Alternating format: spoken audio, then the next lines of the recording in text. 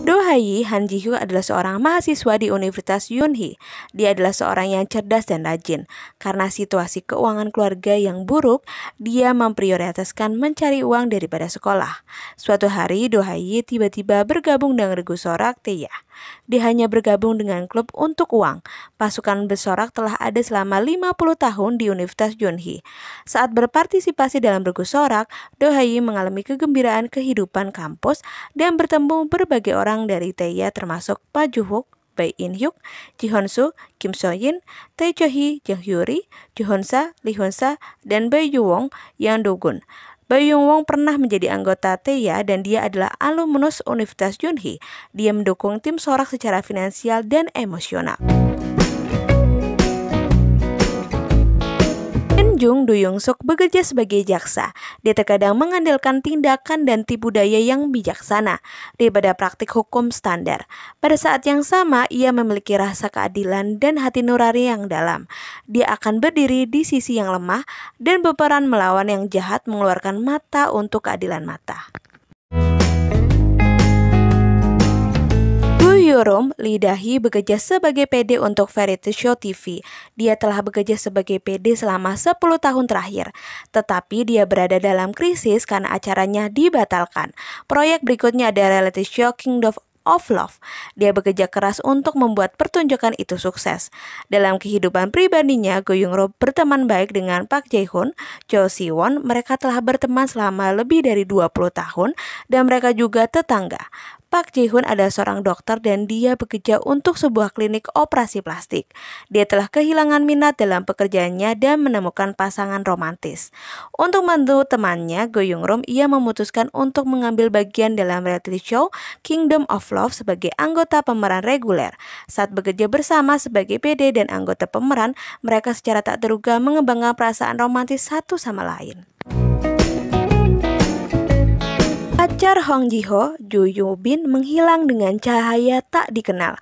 Sejak itu, Hong Ji-hyo melacak keberadaan pacarnya dengan bantuan Hyo Bora, Nana, dan anggota lain dari klub UFO. Dia mendekati rahasia misterius.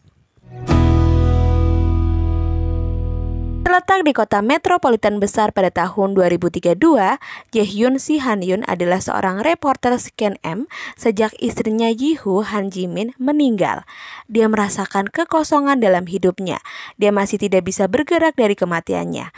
Suatu hari, Jae-hyun menerima pesan dari Ji-hoo. Menurut pesan itu, memintanya untuk datang ke Yonder dan menemuinya.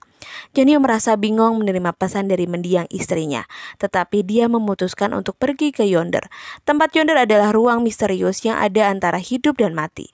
Ji-hoo sekarat karena kanker dan tepat sebelum dia memutuskan untuk mengakhiri hidupnya, dia membuat kontrak misterius. Ratu Hwaryong, Kim Ye-so, seharusnya bertindak dengan anggun dan bermartabat, tetapi dia memiliki putra yang merupakan pangeran pembuat onar. Dia menyerah pada protokol itu dan dia berjuang untuk mengubah putranya menjadi pangeran yang memenuhi syarat melalui pendidikan.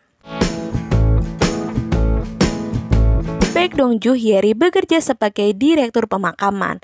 Dia memiliki kemampuan khusus yang memungkinkan dia untuk melihat dan berbicara dengan orang mati. Orang mati meminta Baek Dong-ju untuk mengabulkan permintaan terakhir mereka. Jika Baek Dong-ju tidak mengabulkan keinginan mereka, harinya akan dipenuhi dengan nasib buruk.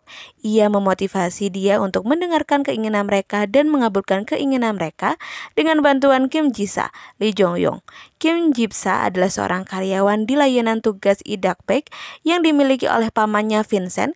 Lee Hyun, Lee Dayak menyediakan layanan untuk hampir semua permintaan klien. Bahkan, hal-hal kecil seperti mengganti bola lampu, Kim Ji-sa melakukan yang terbaik untuk kliennya. No Hyung-soo, Jin Sung-kyu mengunjungi kamar motel untuk melihat Park Jong-yong, Joo Young-soo. Dia senang dengan penampilannya dan senang membayar jasanya. Tapi kejutan sedang menunggu No Hyung-soo. Dia segera dikelilingi oleh orang-orang yang datang untuk membeli organ tubuhnya. Mereka menawar harga organnya dengan Park Jong-yong yang melakukan pelelangan. Tetapi gempa bumi tiba-tiba terjadi. Di dalam gedung yang runtuh, mereka berjuang untuk bertahan hidup. Yoo Jae-hoon, Kang Hanel bekerja sebagai aktor untuk rombongan teater lokal. Meskipun dia berasal dari latar belakang yang buruk, dia adalah orang yang cerdas dan optimis dengan harga diri yang tinggi. Motonya adalah melakukan apa yang Anda inginkan.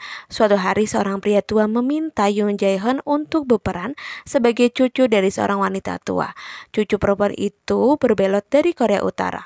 Ini mengubah hidup Yoo Jae-hoon.